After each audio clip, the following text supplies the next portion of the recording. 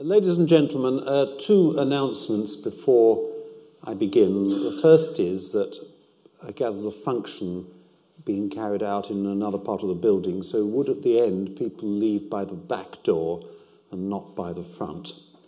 And the second is, as you may have seen, I'm giving an extra lecture on Thursday to commemorate the 50th anniversary of the death of Winston Churchill, who died on the 24th of January 1965. I'm giving an extra lecture on the legacy of Churchill. And if you come along, you'll have the advantage of hearing a far finer speaker than me, because there'll be excerpts from Winston Churchill on the screen. But this lecture is on the February 1974 election. It's the third in a series of 6 on significant post-war elections. And I think this is the most significant and important election of all. It was a crisis election, the only crisis election in Britain since the war, held amidst a miners' strike, in really unique circumstances, because the government was really pushed, or felt itself pushed, to go to the country to call an election when it didn't really want to do so, and it still had a working majority in Parliament, which, as you can see, it lost. The government still had another 16 months of its term left, and the election was called then at the behest not of the government, but of the coal miners, who had called a national strike against the government's statutory incomes policy. And the conditions were really stark. There was a miners' strike, a 3-day week, and a state of emergency. And some would say the country was also held amidst a constitutional crisis, a crisis of legitimacy. It is sometimes called the who governs election. But if you look at the outcome, the answer the British voter gave to the question who governs was none of you, because it led to a hung parliament. And the election gave the first indication that the two-party system might be crumbling. You'll see the Liberals gained 19% of the vote, though very few seats. They gained nearly a fifth of the vote. And this was the only post-war hung parliament before that of 2010. But it's very different from the hung parliament of 2010, because in 2010, after a few days' negotiation, there was a coalition government between the Conservatives and Liberal Democrats, which has a comfortable majority of 78 in the House of Commons. And whether you favour this government or not, I think you'd have to agree it's provided strong and stable government. It hasn't been in danger of defeat in the Commons, and contrary to the expectations of many, including, I have to say, myself, it's lasting for the full term of 5 years. But you can see the situation there was quite different, because not only could no single party command a majority, but no two parties together, except for Conservatives and Labour, could command a majority. You need 318 seats for a majority, and no two parties could do it. So if you wanted a coalition, it would have to be a 3-party coalition. Now, in the event, Edward Heath, the Prime Minister, tried to secure a coalition with the Liberals, but that didn't work, and the Conservatives resigned, and they were replaced by a Labour government, a minority government led by Harold Wilson. And that government survived for 7 months, and there was a second general election that year, first time that had happened since 1910. And Labour then, in that second election, got a very narrow overall majority of 3 seats. But this election also showed that as well as the rise of the Liberals, you can see the rise of the Scottish nationalists. And it showed that nationalism was a growing force in Scotland in particular. And in Northern Ireland, the Unionist parties in Northern Ireland, who previously supported the Conservatives, no longer did so and were independent as they are now. And I think all this may be of more than historical interest, because some people predict this is what's going to happen this year, that we're going to have a hung parliament, not like 2010, but a fragmented one, in which the Liberal Democrats, with many fewer seats, won't be able to get any other party over the line for an overall majority, and possible gains again for the Scottish nationalists. Now, as I've said, this election was called the Who Governs election, but it raised a further question, a more difficult one to answer really. Was Britain governable? In particular, was Britain governable against the wishes of powerful trade unions? Now, the Labour government, which succeeded Edward Heath, despite its close links with the unions, also ran into trouble with them, and it was finally destroyed in 1978-9 by a wave of public sector strikes called the Winter of Discontent. Now, some argued in 1974 that the experience of the Heath government showed that one could not govern without the consent of the trade unions. But the experience of the Labour government which followed seemed to show you couldn't govern with their consent either. And the issue was not finally settled until Margaret Thatcher's Conservative government removed the trade union veto in 1985 when she defeated another miners' strike led by Arthur Scargill, which was much longer lasting than the one in 1973-4. It lasted 11 months and marked by much greater violence. But during the 1970s, that question, who governs, was to remain unresolved. Now, the Heath government had come to power in 1970. Rather unexpectedly. 1970, incidentally, is the only occasion since the war when a party with a working majority has been replaced by the opposition party with a working majority. It's the only occasion when it's happened. And it was unexpected, an unexpected victory for Heath, because a week before the election, one poll had shown a 12% lead for the Labour Party. And The Economist published a cover on the week of the election showing Harold Wilson and Roy Jenkins, his Chancellor, under the caption, "Life in Wilson's Britain," assuming that Labour would win. And the Conservative Party were making plans to seek Heath's resignation immediately after the election. Lord Carrington was going to visit him with, as it were, a loaded pistol. But that didn't happen, and Heath's unexpected victory gave him considerable authority over his cabinet and his party. And The Economist said after the election, only one man has really won this election, and that man is Edward Heath. But it may also have given him excessive confidence in his own judgment. Now, certainly the Conservative programme bore all the imprints of Heath's leadership. His strategy since he'd become Conservative leader in 1965 had been clear. He wanted to reform the economy by introducing more competition and removing the dead hand of the state. He wanted to end restrictive practices and to bring the trade unions within the framework of the law. At the same time, he promised to end the Labour Party's incomes policy and restore free collective bargaining between unions and employers. And above all, he was determined to get Britain into the European community, as the European Union was then known. And that was, I think, his main ambition. His first speech as a backbench MP in 1950 had been to propose that Britain join the European coal and steel community, a precursor of the European community and the European Union. Now, the Heath government was extraordinarily united. There was not one single resignation on policy during the period of the government, and great loyalty to the Prime Minister. Indeed, it was so united there seems never to have been a vote in the Cabinet. Decisions were reached by agreement and consensus after discussion.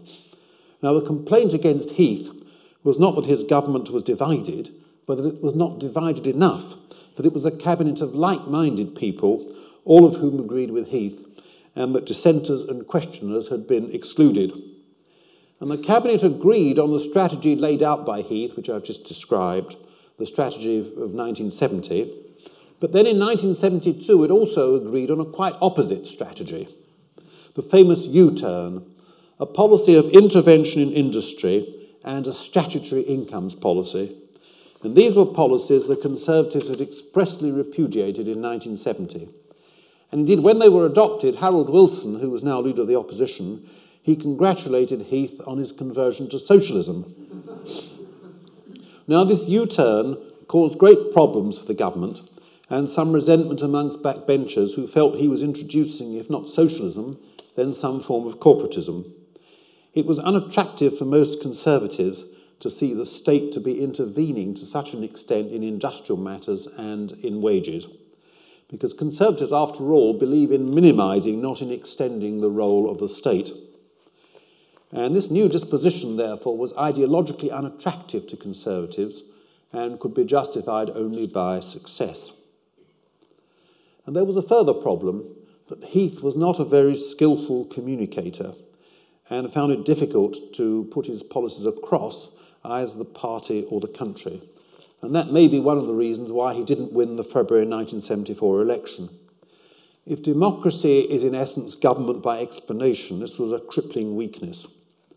Until 1974, however, it didn't seem to matter too much, because it seemed that Heath could simply bulldoze his way to victory as he'd done in 1970.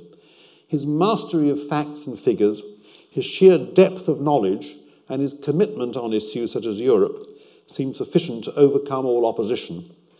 But it meant that when crisis came, voters did not warm to him nor sympathise with the message he was trying to convey.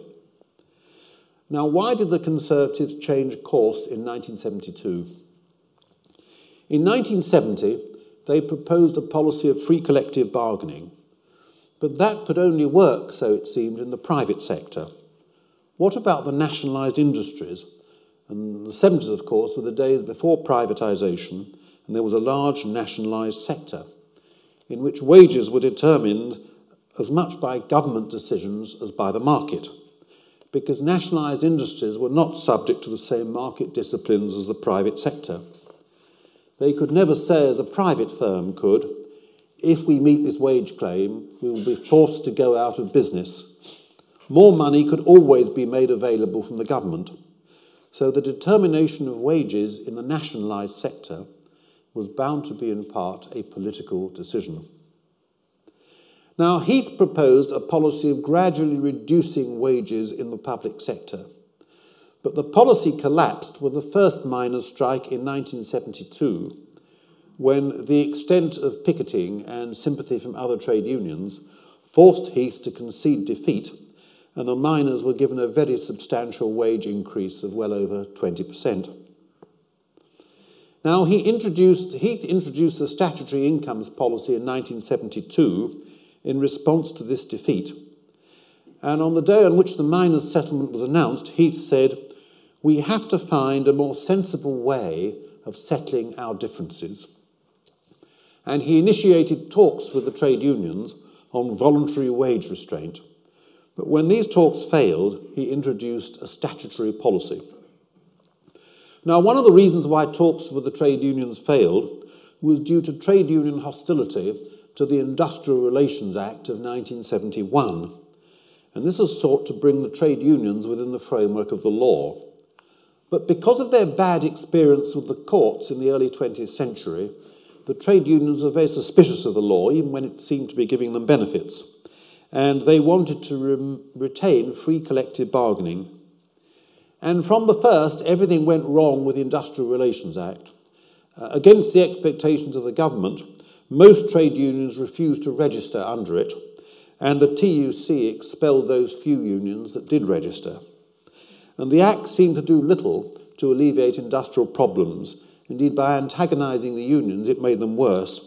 And it also annoyed many employers, since it seemed to be making labour relations more difficult. Now, the trade unions had already forced the previous Labour government to withdraw similar proposals called In Place of Strife. And the Conservatives never asked themselves the question, if the Labour Party, with its strong links with the unions, could not secure the consent of the unions to industrial relations legislation, how on earth would the Conservatives be able to do it? And so relations with the unions were strained already when the incomes policy was introduced. Now, this policy gradually became more and more complex, and by autumn 1973, a stage 3 of the policy was announced, which set a limit of 7%, a statutory limit of 7% on incomes, and a statutory limit for any individual of £2.25 per week, and a total of £350 per year. The key question was whether the miners would accept this policy. Now, difficult for us to understand now because there are hardly any mines left in Britain, but at that time, the miners were the 7th largest union, with over 250,000 members. And even more important, there was much sympathy for them in other parts of the trade union movement because it was felt they were doing an unpleasant and unattractive job. And I think there was also a much wider sympathy in society as well for the miners, including perhaps in some unexpected places. During the second miners' strike, the Queen Mother is supposed to have said, "I wonder how Mr. Heath would like to go down the mines." I think that was a general feeling. Now, ministers were well aware that there would be a problem with the miners. So in July 1973, 3 months before the policy was announced, Heath had a secret meeting with the president of the National Union of Mine Workers, a man called Joe Gormley. And Gormley was a moderate and perfectly prepared to agree to the government. And they agreed that there should be an escape clause for the miners because there'd be an extra criterion in the statutory policy in which any group of workers could get more money if they worked, and I quote, unsocial hours. And Heath said this would be used to give the miners more than the 7%. And Gormley said that's fine, and that was a deal. And the government breathed a sigh of relief, and the problem was over. And they made a number of false assumptions. They first assumed that Gormley was fully in control of his union and could control the militants. They then assumed that even if there would be industrial action, it wouldn't be as dangerous in 1972 because coal stocks were higher and they thought would get them through the winter. And it was with some confidence that Heath spoke at the Conservative Party conference in the autumn of 1973 in October. And that was to be his last speech to a Conservative conference as Prime Minister, though of course he didn't know that at the time. And he said, too often in the past, a strike was the only way for a union to make its views known. Those days are past. Our talks in Downing Street are held regularly before there is a dispute. They have had more influence on policy than any number of demonstrations or strikes. But he spoke too soon. When the negotiations with the miners began, the Coal Board immediately offered the full amount allowed under Stage 3, which with the escape clauses probably amounted to around 10%. Now, the board was criticised for offering the maximum immediately and offering no scope for negotiation. But the trouble was that under the statutory incomes policy, the maximum immediately became the minimum, so it was very difficult to negotiate at all. Anyway, the miners rejected the deal. They said the unsocial hours criterion would give some miners more than others, and they wanted more for all. And that would mean breaking Stage 3. Now, ministers, not unnaturally, felt they'd reached an agreement and the miners' union was betraying them. But the truth is that they, and Heath in particular, misunderstood the trade union movement. They assumed that Gormley and the other moderate leaders could command their members. That may have been true in the past. By the 1970s, it was no longer true. Deference to leaders was coming to an end in all walks of life. In the trade unions, it meant power to the shop floor, and the statutory incomes policy increased the power of militants, because they could always say the moderate leadership had sold out, and that the miners could get more money by going on strike, as they had in 1972. And in his memoirs, Gormley reflects that incomes policy had put us in a false position. Our role in society is to look after our members, not run the country. It was not the role of the unions to police incomes policies on behalf of governments. But Heath had been an army officer in the war, and then a whip in the Churchill, Eden and Macmillan governments. He lived in a world where authority was not to be questioned. He lived in a command and control world. He saw himself as Prime Minister as the commanding officer of the nation. The Cabinet would make its decisions after discussions, including discussions with the trade unions, and these decisions would then be carried out. One hands down orders and things happen. You tell businessmen to invest in the needs of the economy, and they invest. You tell the unions to hold down wages, and they comply. Now that was the world of disciplined authority. It was the world of the war and the immediate post-war years. It was not the world of the 1970s. Now then, a further crucial factor came into play which completely undermined the policy. Just 2 days before Stage 3 was announced, a war broke out in the Middle East. And the Arab states, on which Britain then depended for 2/3 of her oil, decided to retaliate against the West for what they saw as Western support for Israel. And they said they would cut oil production by 25%, and they threatened to quadruple oil prices. In fact, oil prices doubled. And all this came on top of increases that already occurred in world commodity prices, in particular raw materials and foodstuffs. So everyone's standard of living was falling very rapidly. Inflation was growing, and more wages were needed to keep up. And all this set a wholly new context for British politics. It meant first that plans to expand the economy and the improvement in living standards, which Heath had hoped would reconcile the unions to wage restraint, all those plans would have to come to an end. The dash for growth was over. But some economists say the policy was in any case unsustainable, but whether so or not, it would have to come to an end. And in retrospect, we can now see that 1973 was the watershed in which the long boom of the immediate post-war years, the boom which had sustained the post-war consensus, that was coming to an end. But the second and more immediate effect of the rise in the price of oil was that coal became much more important to the British economy. And many people asked, why should we pay more for oil when we've got our own coal? Instead of paying more to the sheikhs in the Middle East to send oil to Britain, why not pay British miners to produce more coal, which would still be cheaper than oil?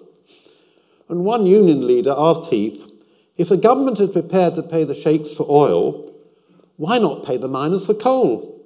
The whole strategy of replacing coal by oil was undermined, and the bargaining position of the miners immeasurably strengthened. Stage 3 was beginning to appear highly unpatriotic. Now the miners, having rejected the offer by the Coal Board, voted for an overtime ban and cut production by 30%. The electricians then proclaimed their own overtime ban in sympathy with the miners. The government responded by declaring a state of emergency, the fifth in just over 3 years of the Heath government. There had only been 7 others since 1920, since the idea of a state of emergency received statutory recognition. Street lighting was curtailed, flood lighting banned, a 50-mile-per-hour speed limit on roads to limit consumption of petrol. Some argued for petrol rationing, though the government didn't accept that. And worst of all for most people, all television programmes ended by 10:30. Some thought that was just a gimmick by the government to enhance the crisis atmosphere. And at this stage, some people began to argue for an early election. Now, what was the government to do? It seemed trapped. On market principles, it ought no doubt to have responded to the Middle East war by increasing the offer to the miners. But 4 million workers had already settled under Stage 3 and counted themselves lucky to do so, given the problems the economy faced. Perhaps they would also seek more money if the miners got more money.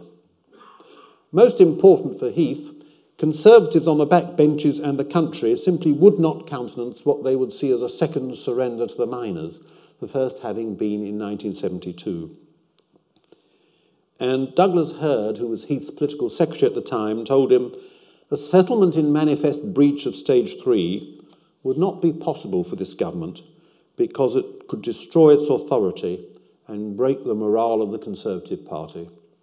And one backbencher put it more pithily, if Heath gives in, he's had it. On December the 12th, there was a headline in the newspapers, Ministers predict an election if the industrial situation gets worse. Now, this is, of course, before the days of the Fixed Term Parliament Act, which It came into the law in 2011. And the decision on the election was not a cabinet decision, but one for the Prime Minister.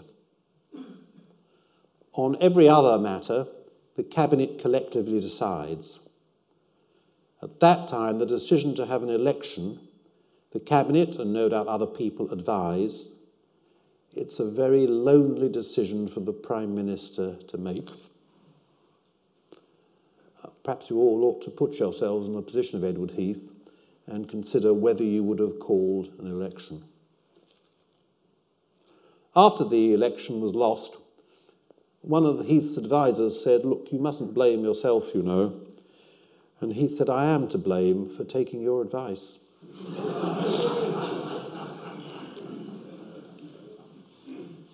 Now, all Heath's instincts were against an early election. And that wasn't because he feared he might lose, but almost the opposite reason. He feared he might win, and he thought that would polarise the country.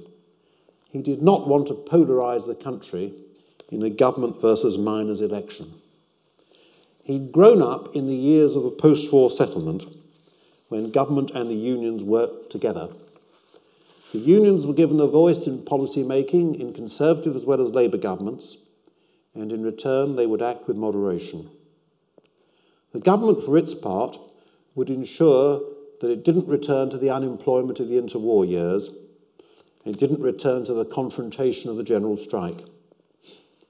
And Heath in particular had great contempt for the Conservative governments between the wars, which he said had tolerated a very high level of unemployment. He thought everyone should work together for the prosperity of the country. But perhaps politically, if people thought there might be an early election, this might help settle the strike, because the Labour Party might fear it would lose such an election and put pressure on the miners to settle. So it might not do harm if the idea that there was an early election got about. Heath then called the miners to number 10 and said that he'd found a further way out of the problem. He said the pay board, which had been set up to police the statutory incomes policy, was shortly going to produce a report on wage relativities, and he was fairly sure that would recommend more to be paid to the miners. He said he would also review investment and increased pensions and health benefits for the miners, and he asked the miners if they would accept this new offer. And Gormley was again in favour, but his executive voted 18-5 against putting it to a ballot, Gormley being one of the 5. And it was not that the militants, as the Conservatives thought, had a majority in the Union executive. The moderates had a very narrow majority, but they said, understandably, if you keep up pressure against the government, they're on the run, you'll get more concessions. But the vice president of the National Union of Miners, a man called Mick McGahey, was a member of the Communist Party and is alleged to have told Heath at the meeting at number 10 that he was determined to break the pay policy to get him out of office. It's not clear whether he said it or not. It was put about that he'd said it, and was to be much quoted by the Conservatives during the election campaign. Now, after the miners refused to put this offer to a ballot, the situation rapidly worsened. On the railways, the union called a ban on overtime and a work to rule following an inter-union dispute. Sunday trains stopped and there was disruption in suburban services. And the day after this was announced, the government proposed a 3-day week to save electricity in an attempt to cut electricity consumption. And then hopefully the country could get through the winter. The new Energy Minister, Patrick Jenkins, distinguished himself by saying that all could help in saving electricity if they would brush their teeth in the dark. The government also introduced an emergency budget announcing cuts in public spending. Now, you may think that is bad enough, but there were even further problems the government faced, serious ones, in Northern Ireland at the time of terrorism. Because after very difficult negotiations, they'd reached an agreement with the various parties in the province, which was called the Sunningdale Agreement, which provided for a power-sharing executive in Northern Ireland, rather similar to that negotiated 25 years later by Tony Blair. Now, here too, leadership proved inadequate, because the Unionist leader in Northern Ireland who signed the agreement, Brian Faulkner, was repudiated by the other Unionists, just as Gormley had been repudiated by his members. And the other Unionists said he'd sold out Unionist principles. And at Westminster, the Ulster Unionists, who'd hitherto been part of the Conservative Party, they opposed the agreement and declared their independence from the Conservatives. If you look at that list of Conservatives, I think 11 of them were Ulster Unionists, who were separate in 1973. And these Ulster Unionists formed a new coalition, which they called the United Ulster Unionist Coalition, and was determined to fight the Sunningdale Agreement. Now, this increased the problems for the government, because those Unionists who supported the agreement led by Faulkner had not, as it were, got their act together for any early election.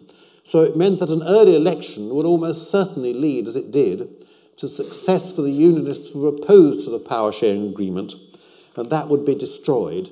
And that was one reason why really inhibiting ministers against an election. Now, you won't be surprised after all this to hear that Edward Heath said it was going to be the worst Christmas since the war. And if I can work this machine, you can hear Edward Heath saying it, and I think this does reveal his method of speaking at people, perhaps, rather than to them. But if I can get this, I'm not clear. Okay, yes, here we are. Let's see.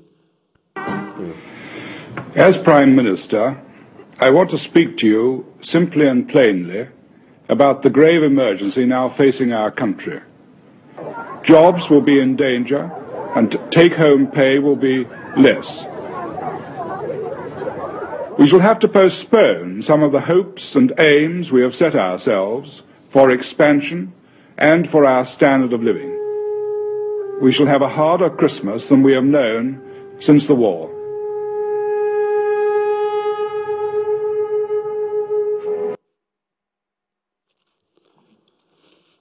You may say it's being so cheerful that kept Heath going.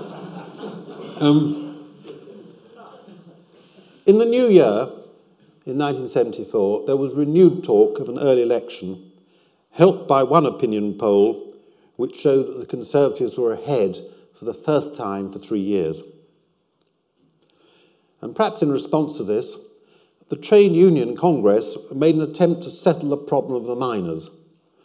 And they said to the government that if the miners were allowed extra money to break stage 3, the other unions would not use this as an argument in their own negotiations. The government rejected this, and it was blamed for it after the election, but the TUC could not prevent any award to miners being used in that way, and in any case most workers had already settled under stage 3, and those that remained were not in a very powerful bargaining position.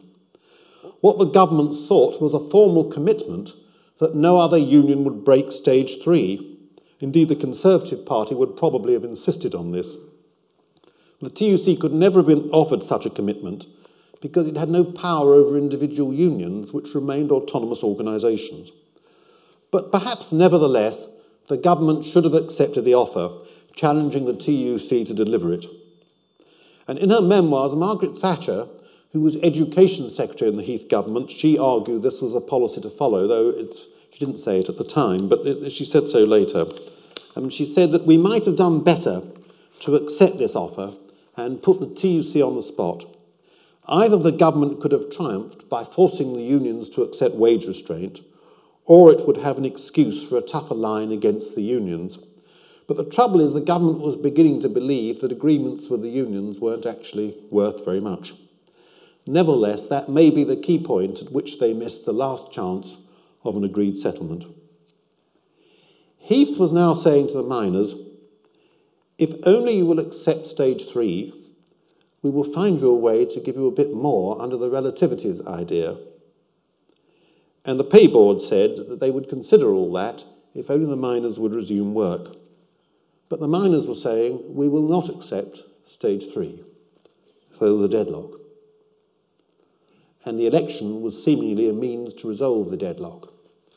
But how?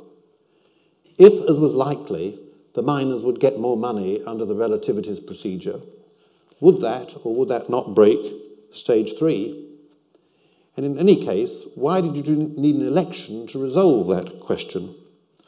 The factors causing the crisis would still be there after the election: the shortage of oil and the consequent need to pay the miners more.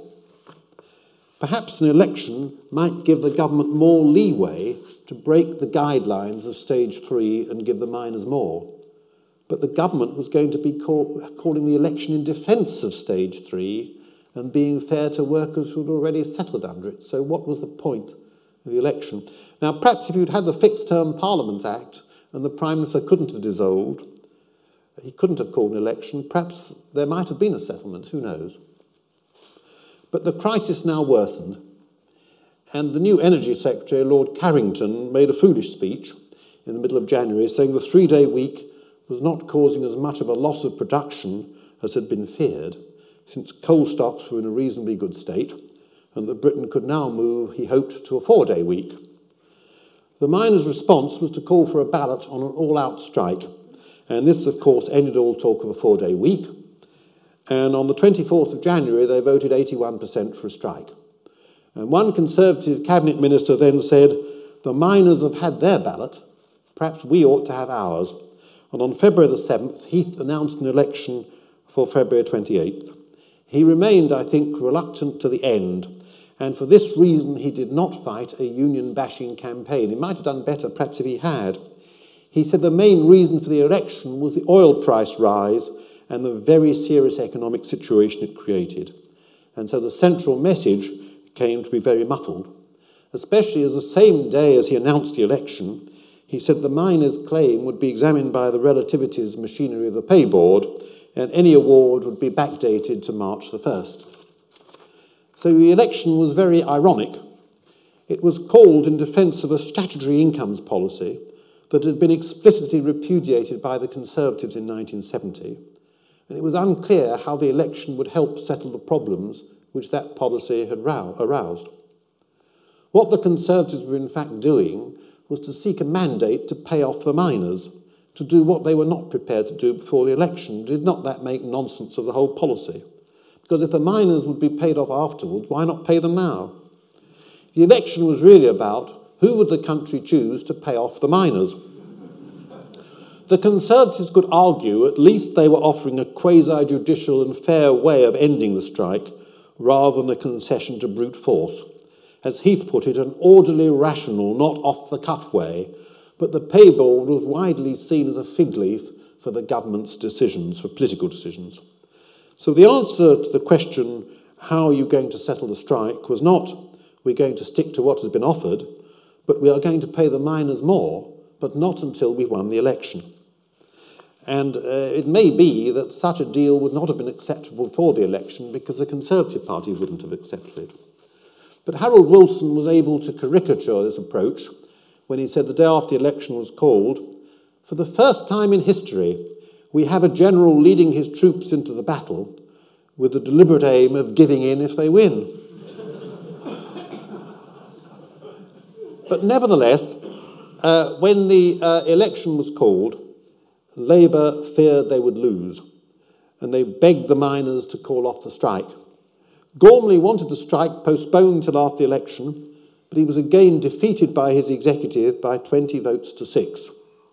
The noted psephologist David Butler told his friend Tony Benn the election would result in a Conservative landslide. And one Labour MP at the time told me some years later he feared he would lose his seat when the election was called. But, and perhaps not surprisingly, the Conservative position gradually began to unravel during the election campaign. The first problem was caused by Enoch Powell, who was at that time a dissident Conservative backbencher, but one of the most popular politicians in the country. When the election was called, he wrote a letter to his constituency chairman denouncing it as essentially fraudulent. So he said, for the object of those who have called it is to secure the electorate's approval for a position which the government itself knows to be untenable in order to make it easier to abandon that position subsequently. Not wholly unfair, I think. It is unworthy of British politics and dangerous to Parliament itself for a government to try to steal success by telling the public one thing during an election and doing the opposite afterwards. And to rub salt into the wound, Powell said he could not in any case ask electors to support policies which are directly opposite to those which we all stood for in 1970 and which I have myself consistently condemned. So he said he would not be standing again as a Conservative candidate. Later in the campaign, without being explicit, he recommended a Labour vote on the ground that Labour was offering a referendum on Europe which would enable, he hoped, Britain to leave the European community. It's funny how these issues keep coming back. On the 26th of February, 2 days before the election, Powell said he had cast a postal vote for Labour. And he said it would have been strange indeed if I had voted in any other way than the way in which I have advised the country to vote. And bringing Europe into it shows the tremendous difficulty of trying to confine a campaign to a single issue. Though, as I've said, I think the single issue itself was also unclear. And Wilson argued throughout the election that Heath was hoping the miners' dispute would distract voters from what he called the real issues: prices, high mortgage rates, the collapse of the house building programme, and Europe, in which he thought the Conservatives were not in a strong position. Now, the election was called, as I've described, in an atmosphere of something of a crisis and some bitterness.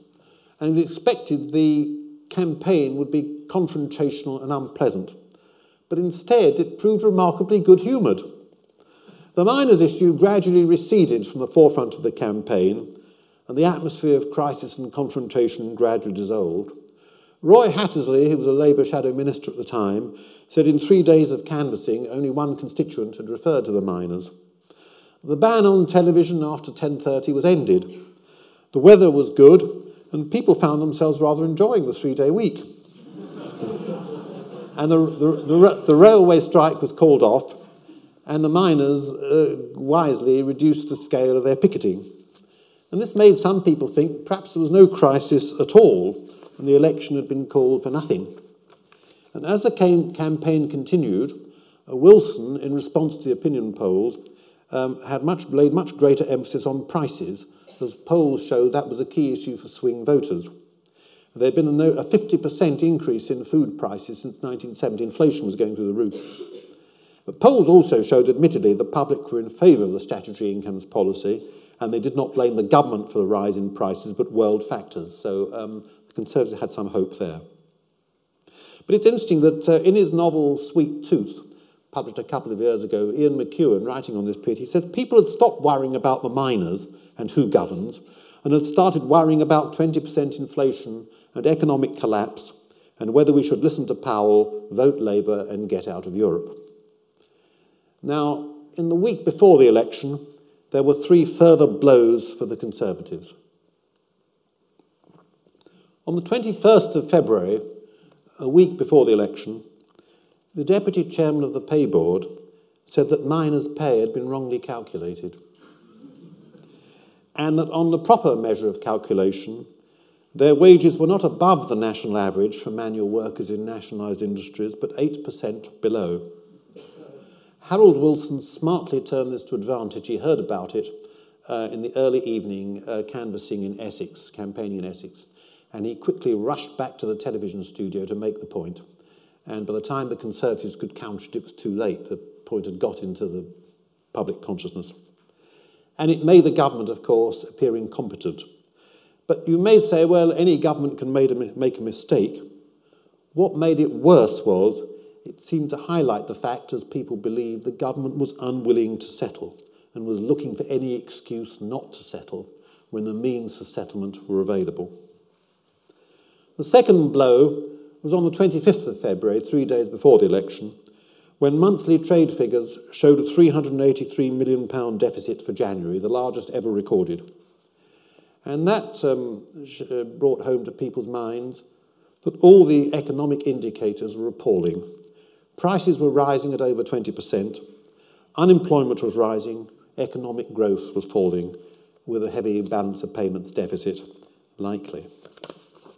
And so you may say what's remarkable about the February 1974 election from that point of view is not that Heath lost, but that he came so near to winning in those circumstances.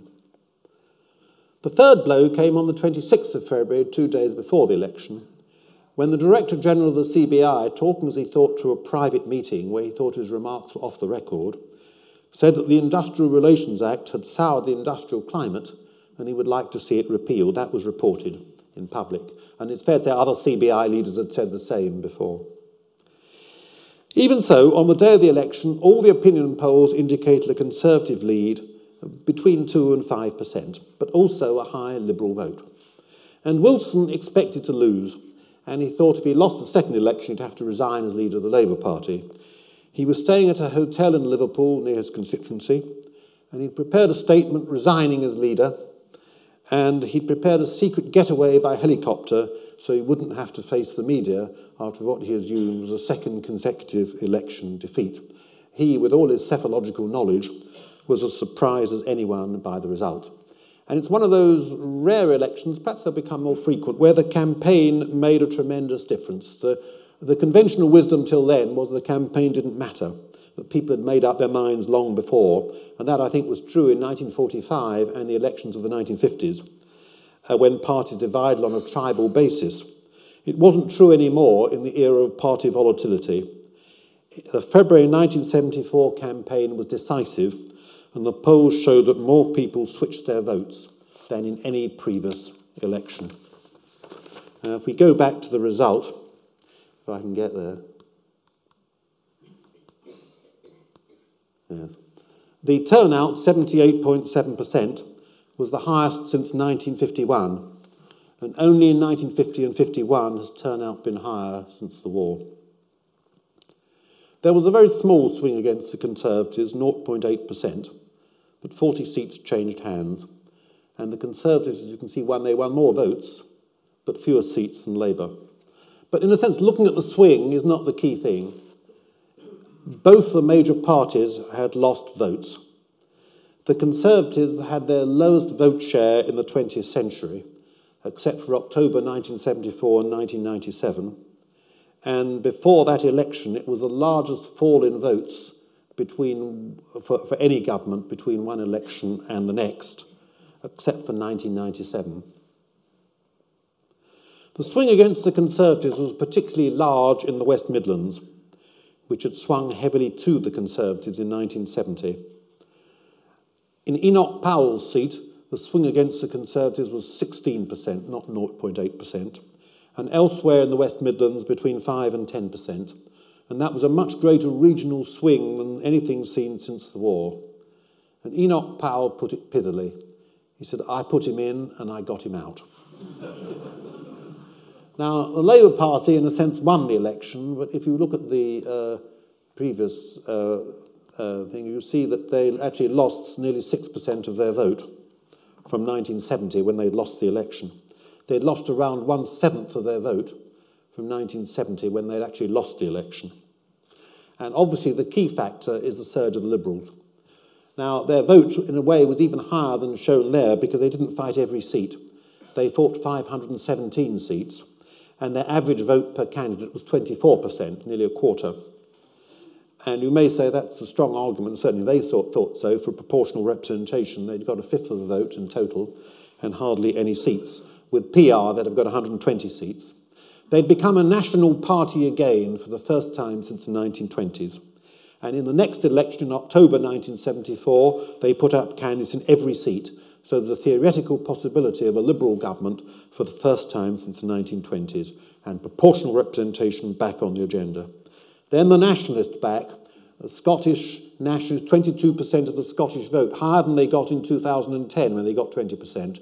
And in October, they were to get 30% of the Scottish vote. They were more popular then in Westminster than they were in 1910. The Ulster Unionist Coalition got 11 of the 12 Northern Ireland seats on 51% of the vote, and that finished off the Sunningdale agreement, which collapsed in the summer. Now, after the election, Heath did not resign. He was entitled to stay on, indeed to meet Parliament. But what he did, he called the Liberal leader, Jeremy Thorpe, to number 10 and offered him a coalition.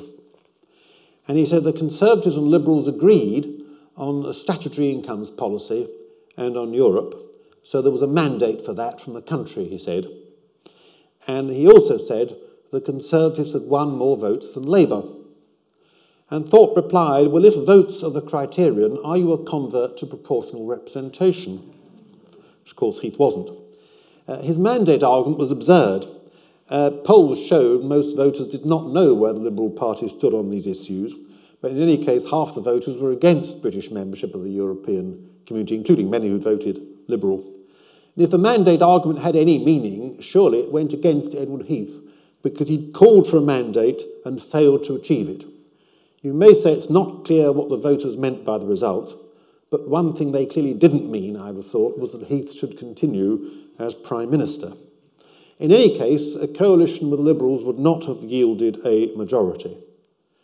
Now, when Thorpe said there has to be progress on PR if we're going to join you, Heath said, and he couldn't do any more, he would set up a speakers' conference with purely advisory powers and take account of that. And Thorpe said that wasn't enough. Now, the Conservatives also offered the whip to 7 of the 11 of the Ulster Unionist MPs. They weren't going to offer the whip to Ian Paisley, who'd opposed the Sunningdale agreement really very violently. But the leader of the Ulster Unionists said, you've got to offer it to all 11 of us or nothing, so that too collapsed.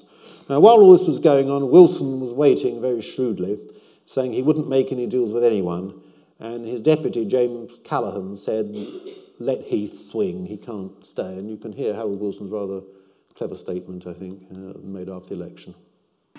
I'm returning immediately to London by air, and I have summoned a meeting of my senior parliamentary colleagues for this afternoon. In the situation the country is facing, it is of paramount importance that a government be quickly formed to get the country back to full-time work in order to be able to deal with the pressing economic problems which face us both at home and abroad.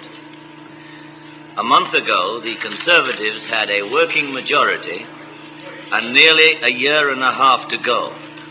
It is manifest that they have not received the mandate they sought for continuing their existing policies.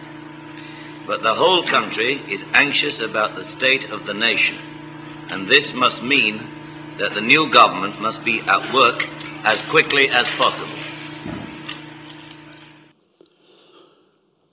When Heath resigned, Wilson formed a minority government, and as I said earlier, there was a second election in October which gave him a narrow majority. Now, some people say Heath was unlucky. If only he'd called the election 3 weeks earlier, as many Conservatives wanted, he could have won. And I think that's by no means clear, because people might then have said he was seeking a confrontation with the unions, who attracted much sentimental sympathy. There would have been, I think, fewer Liberal candidates 3 weeks earlier. They hadn't got their act together yet. There would have been about 400 rather than 517 who fought. But the more important advantage he might have got from an early election was it might have prevented the strike if the election had been held before the strike ballot was called. Because if the strike had then been called, it would look like an interference with the democratic process and would have backfired on Labour.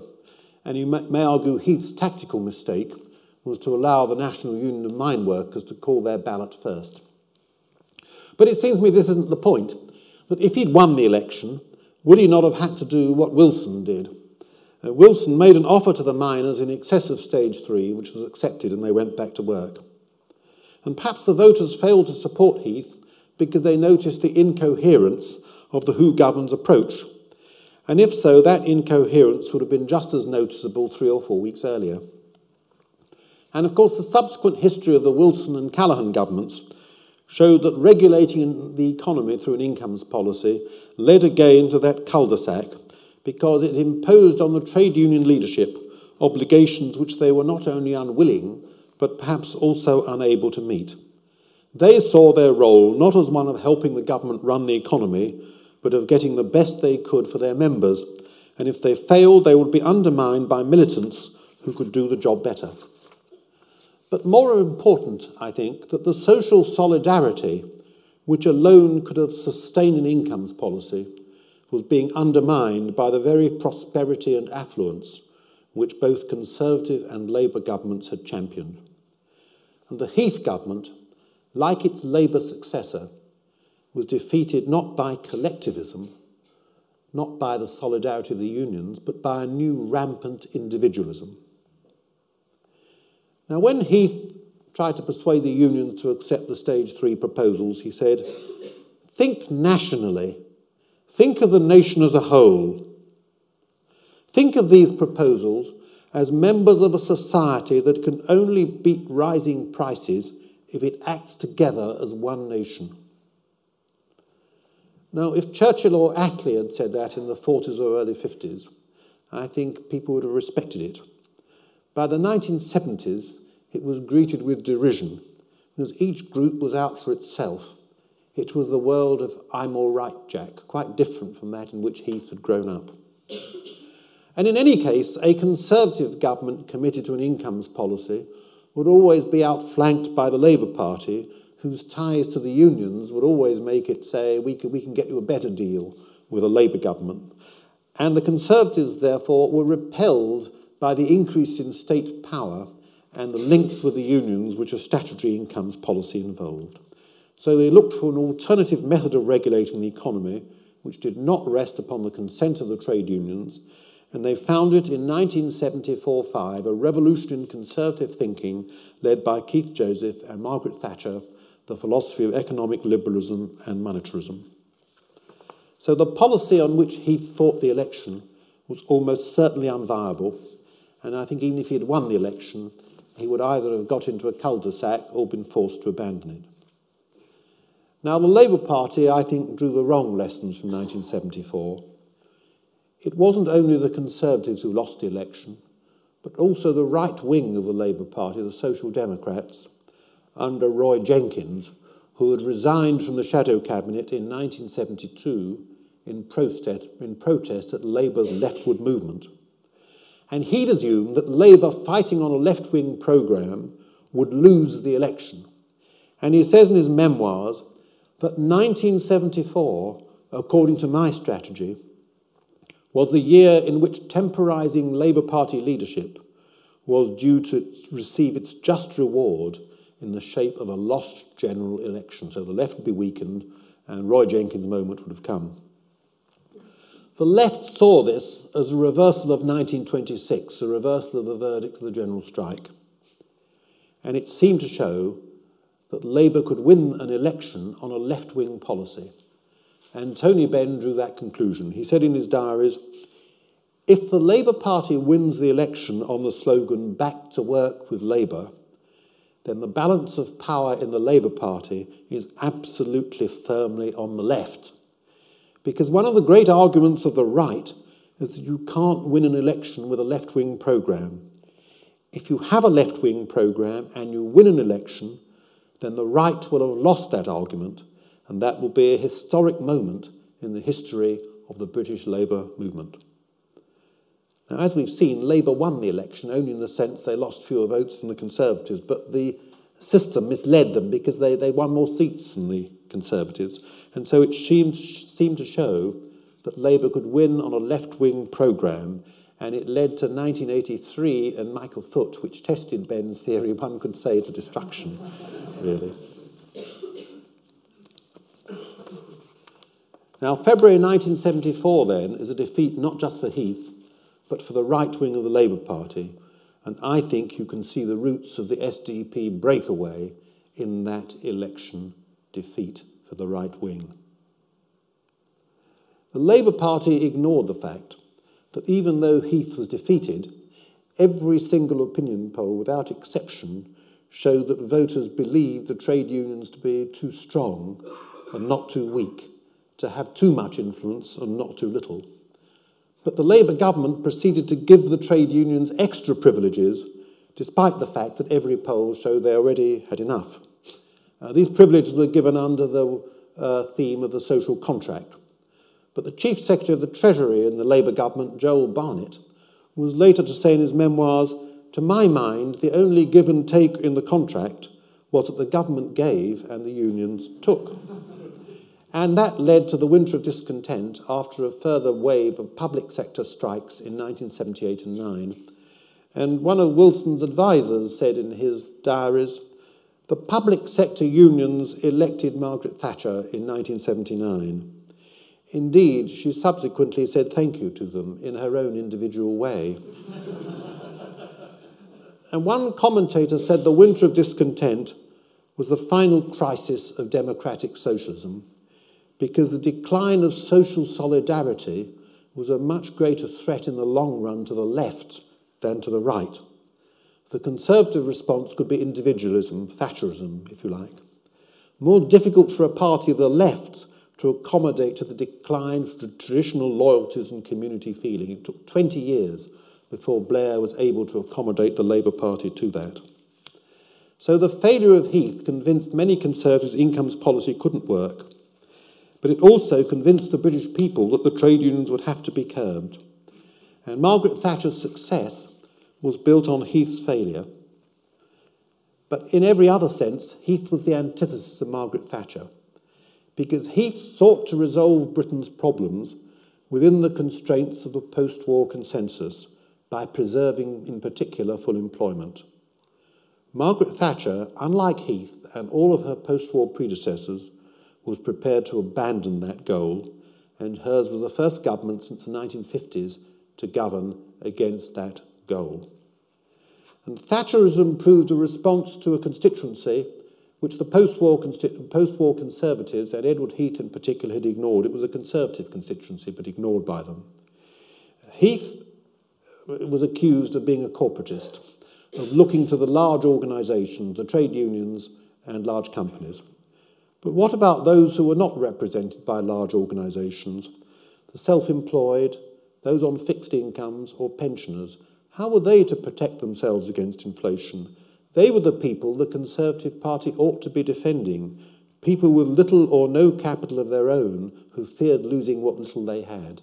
They formed the bedrock of Thatcherism, to protect themselves against rising prices when they did not have strong unions to represent them.